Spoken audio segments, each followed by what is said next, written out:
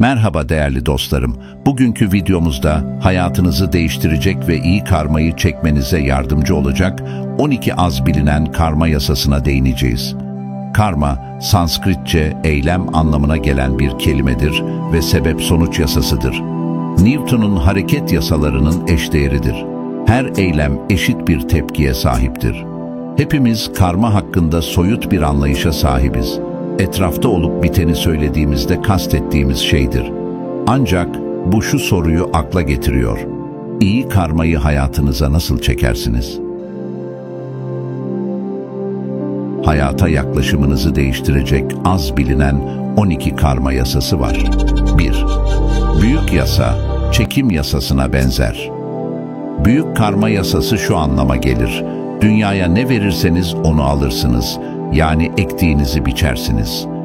Eğer dürüst ilişkiler istiyorsak, samimi ve özgün olmalıyız. Eğer mutluluğu özlüyorsanız, buna göre davranın ve sevincinizi başkalarıyla paylaşın. Eğer aradığınız maddi bolluksa, cömert olun ve karşılığında hiçbir şey beklemeyin.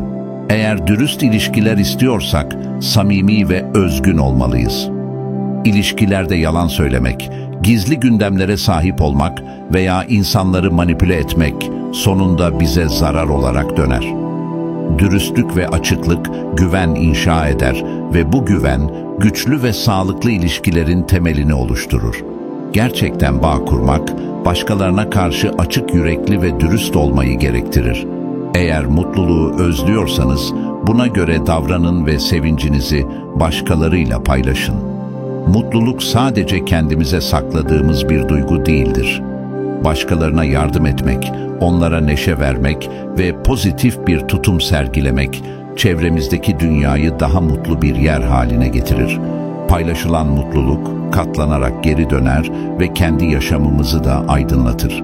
Eğer aradığınız maddi bolluksa, cömert olun ve karşılığında hiçbir şey beklemeyin. Zenginlik sadece maddi birikimle sınırlı değildir.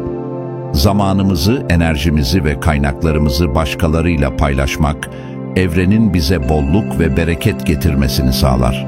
Cömertlik, açgözlülüğün ve kıskançlığın panzehiridir. Karşılık beklemeden vermek, gerçek zenginliği getirir. Yaratılış yasası. Yaratılış yasası, etrafımızdaki her şeyin birinin niyetiyle yaratıldığını, hatta hayatlarımızın bile bu niyetlerin sonucu olduğunu ifade eder. Bu yasa, düşüncelerimizin ve duygularımızın çevremizdeki fiziksel gerçekliği nasıl şekillendirdiğini vurgular. Çoğu insan için bu süreç bilinçsizce gerçekleşir. Farkında olmadan iç dünyamızın dış dünyamızı şekillendirmesine izin veririz.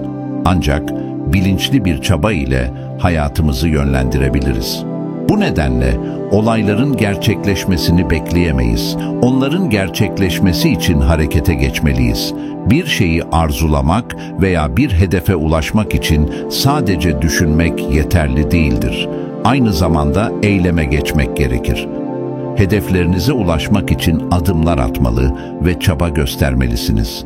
Örneğin, yeni bir iş bulmak istiyorsanız, iş ilanlarını araştırmalı, başvurular yapmalı ve mülakatlara hazırlanmalısınız. Kendinizi istediğiniz şeyle çevreleyin, böylece arzularınıza yardımcı olur. Pozitif bir çevre yaratmak, hedeflerinize ulaşmanıza destek sağlar. Kendinizi motive edici ve destekleyici insanlarla, ilham verici kitaplarla veya hedeflerinizi hatırlatan görsellerle kuşatın. Bu, hem moralinizi yüksek tutar hem de size sürekli olarak ne için çalıştığınızı hatırlatır. Ayrıca niyetlerinizi belirlemek ve bunları yazılı hale getirmek, hedeflerinize ulaşmanızda önemli bir adımdır. Niyetlerinizi belirgin ve somut hale getirirseniz, onları gerçekleştirmek için gereken motivasyonu ve enerjiyi bulmanız daha kolay olur. Hayallerinizi gerçekleştirmek için somut planlar yapın ve bu planları adım adım uygulayın. Yaratılış yasası, yaşamınızı bilinçli olarak yönlendirmenin gücünü ve önemini vurgular. İç dünyanızı pozitif bir şekilde düzenleyerek ve aktif bir şekilde harekete geçerek hayatınızda istediğiniz değişiklikleri yaratabilirsiniz. Alçak gönüllülük yasası. Budizm, alçak gönüllülük yasasını vurgular ve bu yasa karmik dengenin önemli bir parçasıdır. Alçak gönüllülük yasası, kabullenmeyi ve olanı olduğu gibi kabul etmeyi öğretir. Evrensel bir erdeme yakın olan bu anlayış, değişim ve gelişim için önce mevcut durumu kabullenmemiz gerektiğini ifade eder. Ancak bu kabullenme pasif bir teslimiyet değildir. Aksine, gerçek değişimin ve içsel büyümenin ön koşuludur. Örneğin, kişisel gelişim yolculuğunda hatalarımızı ve zayıflıklarımızı kabul etmek ilk adımdır. Bir insan eksikliklerini kabul etmeden onları düzeltemez. İş yerinde veya sosyal ilişkilerde yaşanan bir çatışmayı ele alalım. Bu tür durumlarda alçak gönüllülük, durumu olduğu gibi kabul etmeyi ve sorunu çözmek için empati ve anlayış geliştirmeyi gerektirir. Kendi hatalarımızı görmek ve bunları düzeltmek için çaba göstermek, daha sağlıklı ve yapıcı ilişkiler kurmamıza yardımcı olur. Alçak gönüllülük aynı zamanda aşırı gururdan kaçınmayı ve diğer insanları daha derin bir anlayışla dinlemeyi teşvik eder. Bu yaklaşım daha mütevazı ve açık fikirli olmamızı sağlar.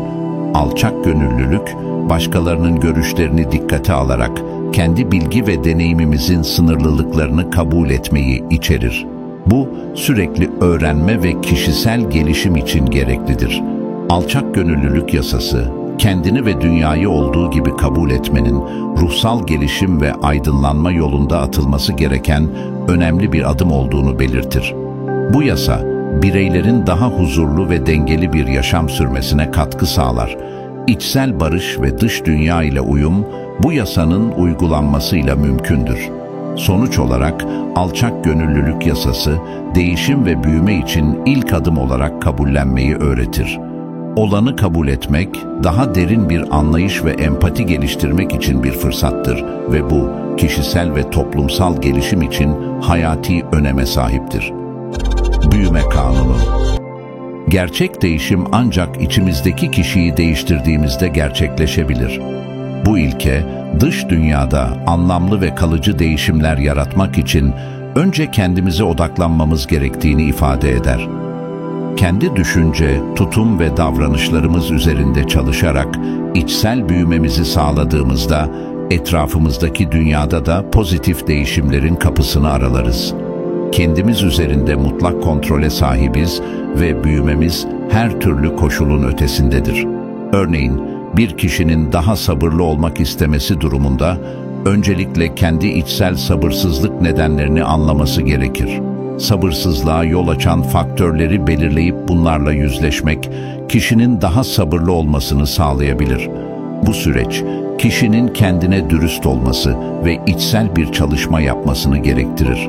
Aynı şekilde, iş yerinde liderlik pozisyonunda olan birinin daha etkili bir lider olmak istemesi, önce kendi liderlik becerilerini ve tarzını gözden geçirmesiyle başlar. Kendi güçlü ve zayıf yönlerini analiz ederek daha iyi bir lider olmak için gerekli adımları atabilir. Büyüme kanunu ayrıca değişim sürecinde kararlılığın önemini vurgular. Gerçek değişimi ve büyümeyi deneyimlemek için kendimizi değiştirmeye kararlı olmalıyız. Bu, sürekli bir öz farkındalık ve öz disiplin gerektirir. Değişim yolunda karşımıza çıkan engellerle başa çıkabilmek için irade ve azim göstermeliyiz. Kendimiz üzerinde mutlak kontrole sahip olduğumuz bilinci, kişisel sorumluluğu da beraberinde getirir. Hayatımızdaki değişimlerin kaynağı biziz ve bu değişimler üzerinde kontrol sahibiyiz.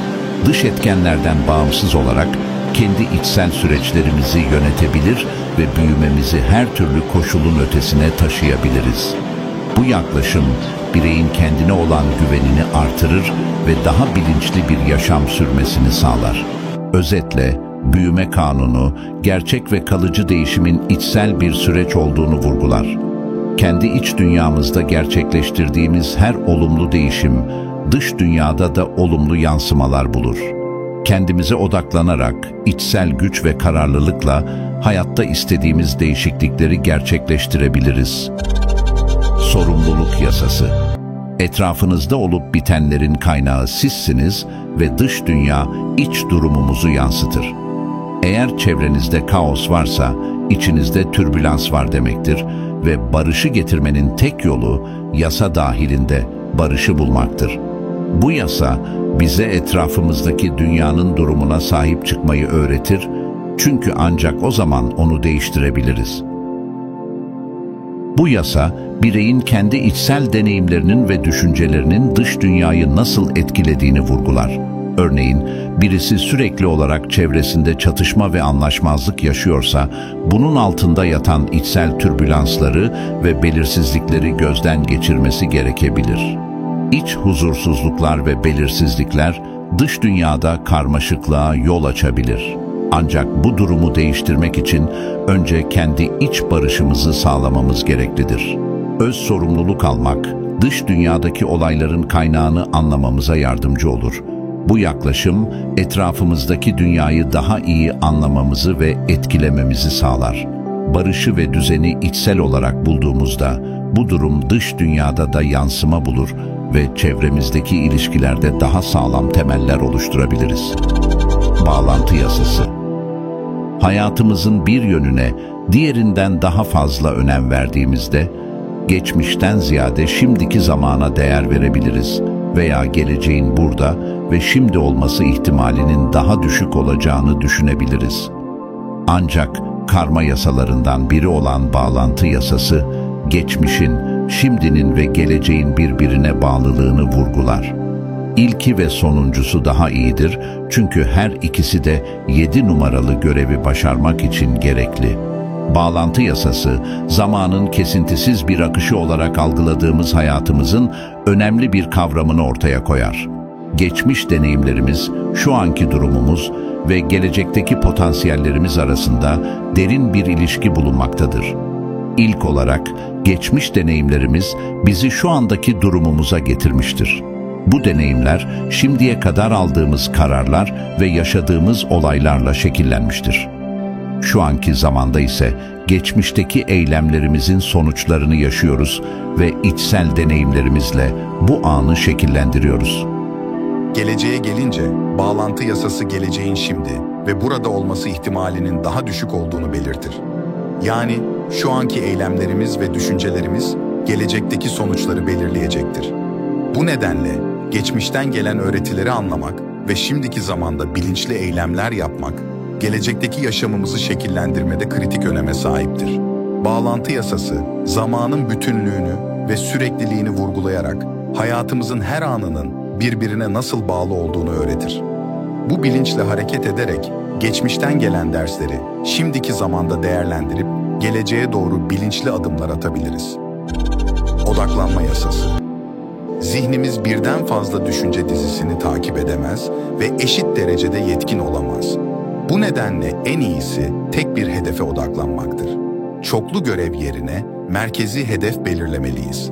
Karmik odaklanma yasası, daha yüksek ve daha düşük değerlere aynı anda odaklanamayacağımızı, olumsuz duyguları barındıramayacağımızı ve ruhsal olarak büyümeyi bekleyemeyeceğimizi öğretir.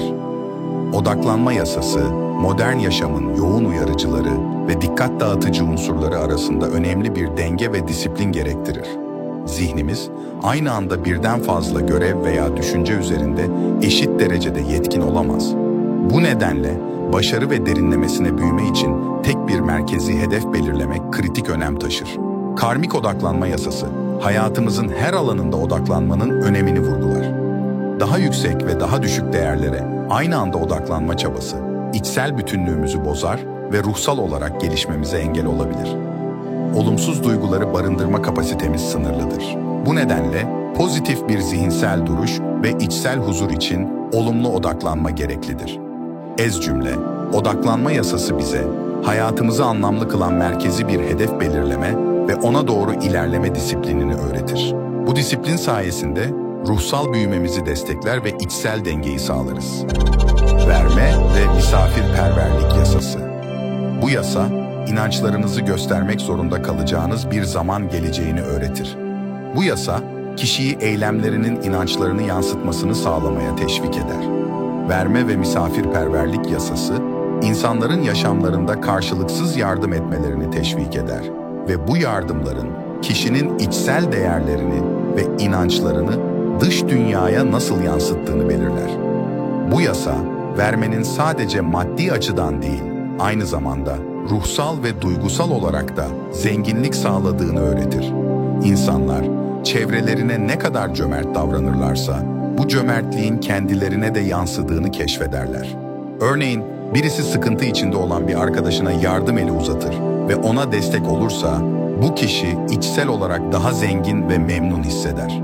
Aynı şekilde, bir topluluğun üyesi olarak yardımlaşma ve dayanışma kültürü geliştiren bir grup, bireysel olarak da daha güçlü ve mutlu olur. Verme ve misafirperverlik yasası, eylemlerimizin dünya görüşümüzü ve inançlarımızı nasıl yansıttığını vurgulayarak, bireylerin daha derin ve anlamlı ilişkiler kurmalarına olanak tanır.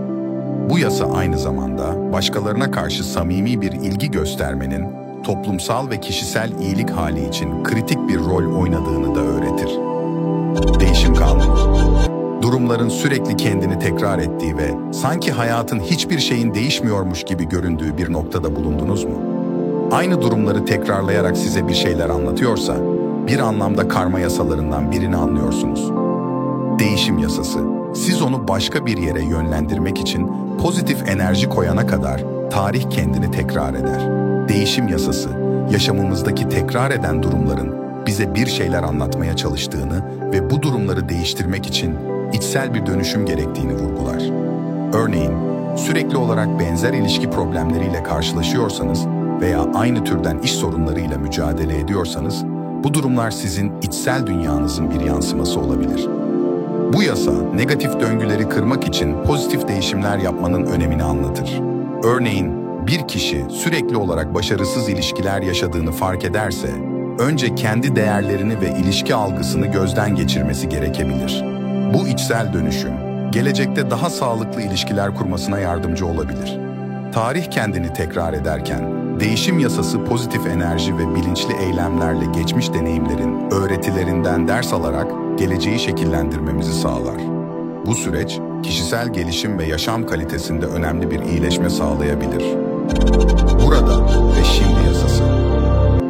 Bu karmik yasa, tamamen şimdiki zamanda olmayı öğretir. Her zaman sahip olduğumuz ve meşgul olacağımız tek şeyin burası ve şimdi olduğunu kabul eder. Geçmişe odaklanmanın tadını çıkarır, pişmanlığa yol açar. Bir ayağımız gelecekte ise geleceğe dair kaygıya neden olur. Buraya ve şimdiye geri dönün çünkü orası gerçekten yaşayabileceğiniz tek yerdir. Bu karmik yasa, hayatımızın değerini ve anlamını şimdiki an içinde bulmamız gerektiğini vurgular. Geçmişte yaşanan hatalar veya kayıplar üzerine düşünmek, insanları pişmanlığa sürükleyebilir ve iç huzuru bozabilir. Örneğin, bir iş görüşmesinde geçmişte yapılan bir hatayı düşünmek, o anın önemini göz ardı etmemize ve performansımızı olumsuz etkilememize neden olabilir. Gelecekle ilgili endişeler ise insanları kaygıya sürükleyebilir. Örneğin, maddi güvence veya ilişki beklentileri gelecek kaygılarına yol açabilir ve bu da insanların şimdiki anın keyfini çıkarmasını engelleyebilir. Burada ve şimdiye odaklanmak, hayatın sunduğu anlık deneyimleri takdir etmemizi sağlar.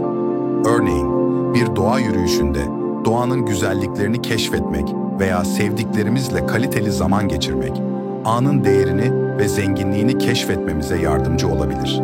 Bu yasa, mindfulness ve şimdiki anın farkındalığıyla ilgili uygulamaları teşvik eder. Böylece iç huzurumuzu güçlendirir ve yaşam kalitemizi artırır. Bu arada mindfulness hakkında kısa bir bilgi vermek isterim. Mindfulness, bilinçli farkındalık. Şimdiki an içerisinde gerçekleşenlere dikkat etmek ve bu farkındalığı yargılamadan kabul etmek demektir. Bu uygulama, meditasyon ve günlük yaşamda yapılan egzersizlerle desteklenir. Mindfulness, stresi azaltmaya, odaklanmayı artırmaya ve duygusal refahı geliştirmeye yardımcı olur. Daha sonraki videolarda bu konu hakkında çok daha fazla bilgilere sahip olacağız. Sabır ve ödüllendirme yasası. Sabırda ustalaşan kişi diğer her şeyin üstesinden gelir.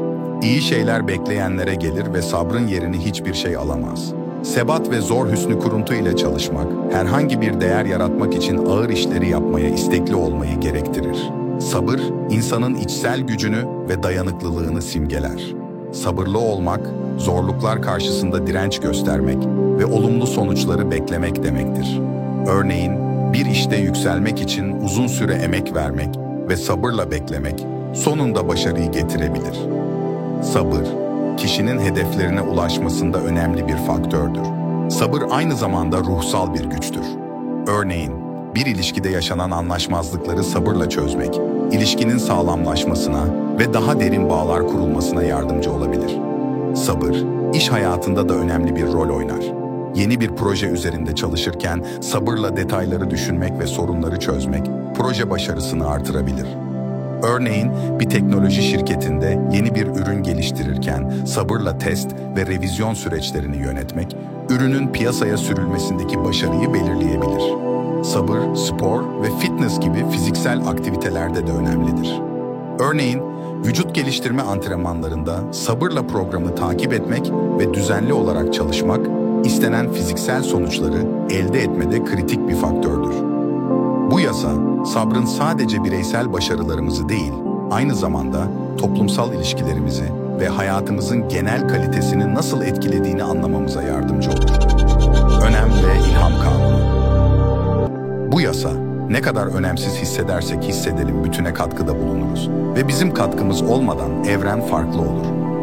Ne kadar küçük görünürse görünsün, motivasyon desteğine ihtiyaç duyduğunuzda üzerinde düşünmeniz gereken bir yasadır. Bu yasa, ayrıca herhangi bir girişimin değerinin bu karma yasalarını takip ederek onlara yönelik enerji ve niyetin sonucu olduğunu öğretir. İyi karmayı çektiğinizde ve bir bütün olarak katkınızın olumlu olduğunu hissedersiniz. Önem ve ilham kanunu, her bireyin varlığının evrenin bütünlüğüne nasıl katkı sağladığını vurgular. Bu yasa, küçük gibi görünen her eylemin ve düşüncenin bile evrensel bir etkiye sahip olduğunu öğretir. Örneğin, günlük hayatta sıradan bir yardımseverlik eylemi, karşınızdaki kişinin gününü değiştirebilir ve dolayısıyla toplumsal bir iyiliğe dönüşebilir. İlham kanunu, insanların ne kadar değerli olduklarını ve yeteneklerinin evrenin büyük resmine nasıl entegre olduğunu hatırlatır. Örneğin, bir sanatçının yaptığı bir eser, izleyiciler üzerinde derin duygusal etkiler bırakabilir ve bu eser geniş bir kitleye ilham verebilir. Bu yasa aynı zamanda kişisel gelişimde de önemlidir. Bireyler kendi yeteneklerine ve içsel güçlerine güvenerek çevrelerine ve dünyaya pozitif bir etki yapabilirler.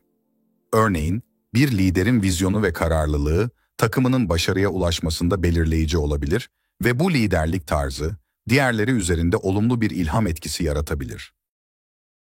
Özetle, önem ve ilham kanunu, her bireyin önemli olduğunu ve küçük bile olsa her eylemin değerli bir katkı sağladığını öğretir. Bu yasa, insanların kendi potansiyellerini keşfetmelerine ve evrensel bir bilinçle hareket etmelerine ilham verir. Umarım iyi karmayı hayatınıza nasıl çekeceğinizi öğrenmenize biraz da olsa yardımcı olabilmişizdir. Unutmayın, ektiğimizi biçeriz. Dolayısıyla dünyaya ne verirsek, onu geri alırız. Bu 12 karma yasasını hayatınıza uygulayarak hem kendinizi hem de etrafınızdaki dünyayı olumlu yönde dönüştürebilirsiniz. Videomuzu beğendiyseniz, beğen tuşuna basmayı, yorum yapmayı ve kanalımıza abone olmayı unutmayın. Bir sonraki videomuzda görüşmek üzere. Hoşça kalın.